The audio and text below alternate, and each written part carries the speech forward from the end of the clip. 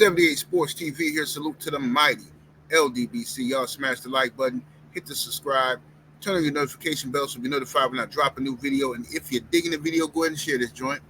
All right, so former NBA player and current podcaster Gilbert fell into some hot water earlier this week. The U.S. Basketball team played the South Sudan team, and they almost lost the game. Okay, and Gilbert Arenas making fun of the USA team and the South Sudan team uh, had some xenophobic comments. All right, Gilbert Arenas said some stuff about. I'm just paraphrasing. I can't remember exactly what he said, but I know the reason why I have a picture of Cool Runnings up here is he said, "Man, we almost lost the Cool Runnings," which is Cool Runnings is from Jamaica, not from Africa, but whatever. He says, "We almost lost the Cool Runnings. We lost the Mfunfu. We almost lost the." He did the little gesture like somebody blowing darts, and he started talking about how these dudes ain't even got no shoes. How we lose to people? They had to import their shoes from America. They practicing on the dirt and all that. It's just like a lot of stereotypical stuff. We lost to the air up there, like really clowning and using all the stereotypical dirty African type of stereotypes that Gilbert Arenas was using, and basically there's been a huge backlash online, and rightfully so. Gilbert Arenas says a lot of stuff. He's learning this the internet thing. You know what I'm saying? He's a podcaster. He knows how to get attention and bring attention to his show. So at this point in time, I understand Gilbert was trying to be funny and trying to crack some jokes and all that kind of stuff, but it was the jokes in bad taste. And the actual problem I had with it, because I wasn't even going to speak on this, but what the problem I had with this whole thing was to prove that this is a lot of self-hate, is that when the U.S. almost lost, right after they played the South Sudan team, they almost lost to Germany. And Gilbert didn't have the same type of jokes or the same type of energy or malice towards the Germans. Like he said, "Oh man, we almost lost to Germany." I listened for it. I want to see if he's gonna crack some jokes about German history or any stereotypical stuff. It's a lot of stuff you can say about Germans. There's a whole lot you can say about Germans, but he didn't have nothing to say about them other than, man, we almost lost to Germany. Didn't they start the Olympics? That's all he said. Like that's it. But it wasn't the jokes, the self-hating jokes. And see, a lot of times black folks crack and do all these jokes and all this type of stuff, and a lot of it is pain. You're trying to hide. You think if you make fun of something, if you laugh at it, then people won't laugh at you. You know what I'm saying?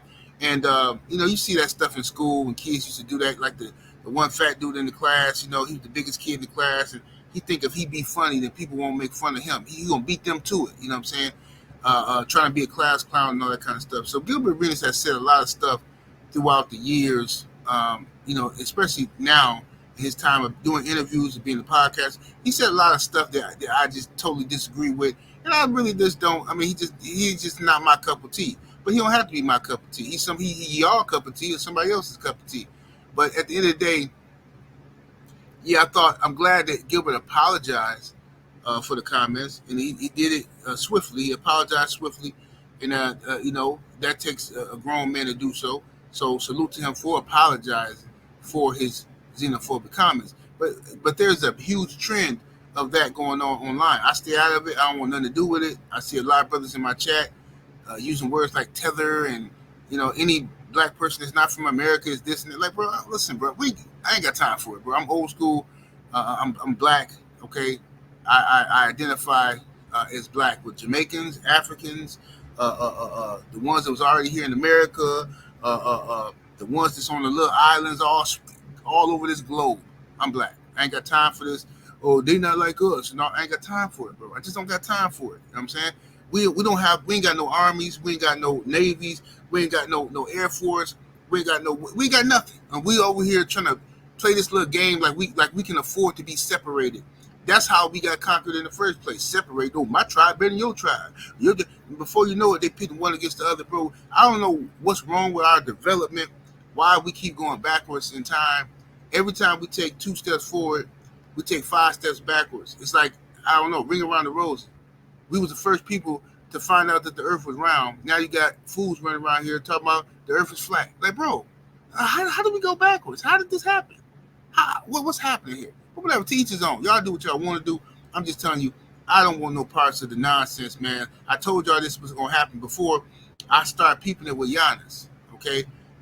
When, I'm a Milwaukee Bucks fan, of course.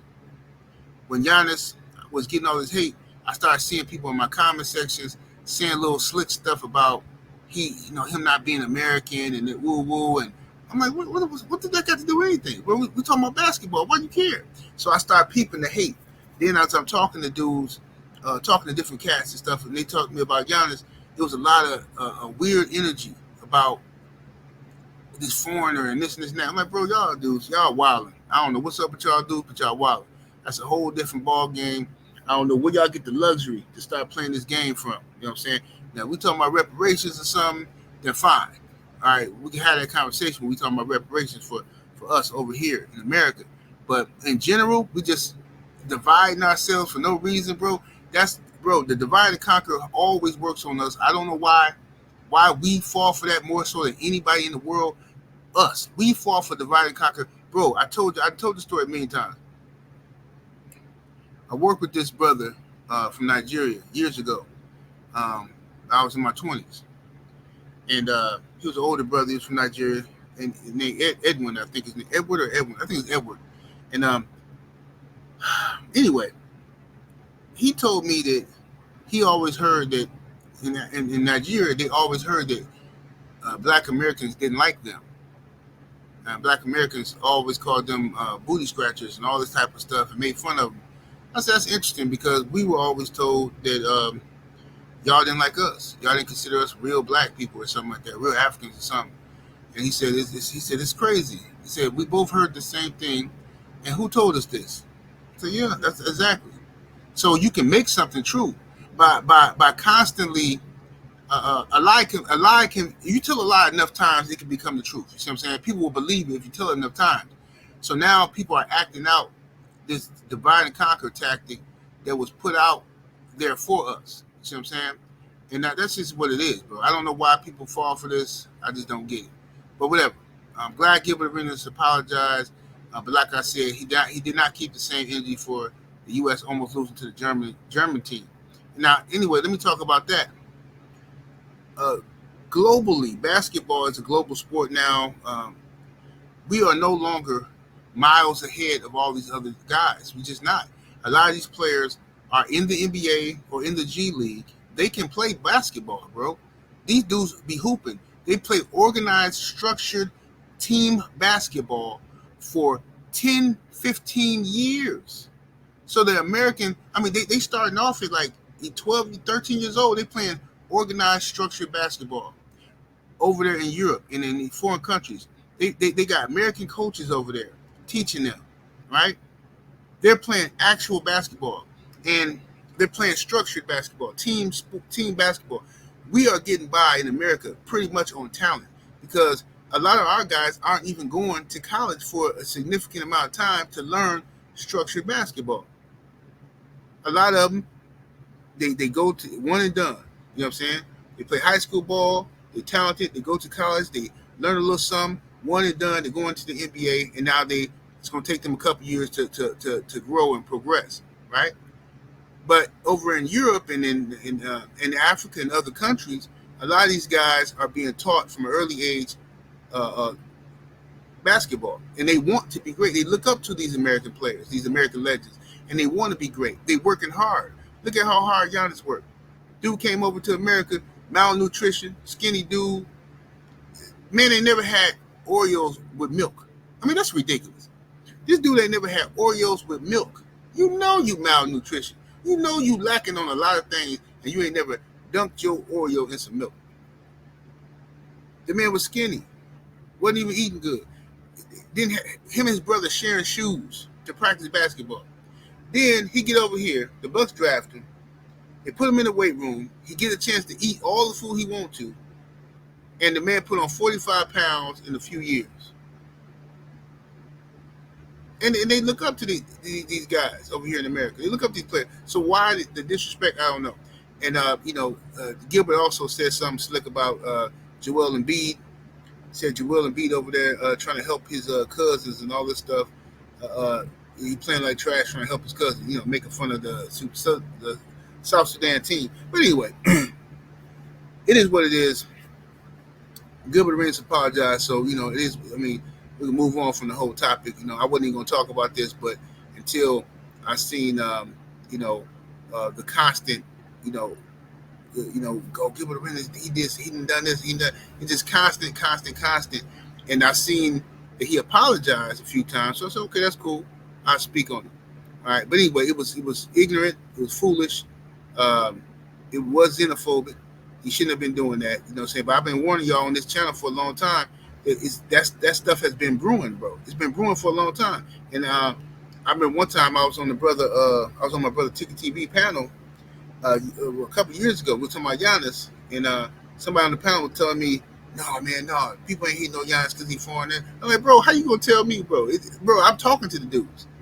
Yeah, I'm talking to them. So I know people are. It's an element of that, man. It's an element of this jealousy, what I'm saying, between the American brothers and brothers from other countries. This weird jealousy and competition going on. Oh, because it's a stigma that like Americans are these lazies. American blacks is lazy and they're not hooping and they're not doing this and they don't want to work and blah, blah, blah. I talked about that on my Patreon. I just did a Patreon video about that a couple of days ago, or a week ago, I think. But anyway, y'all should go check that out. I don't want to break it down too much on YouTube. But 78 Sports TV, salute to the mighty LDBC. Make sure y'all like, subscribe, share the video, and we up out of here. Deuces.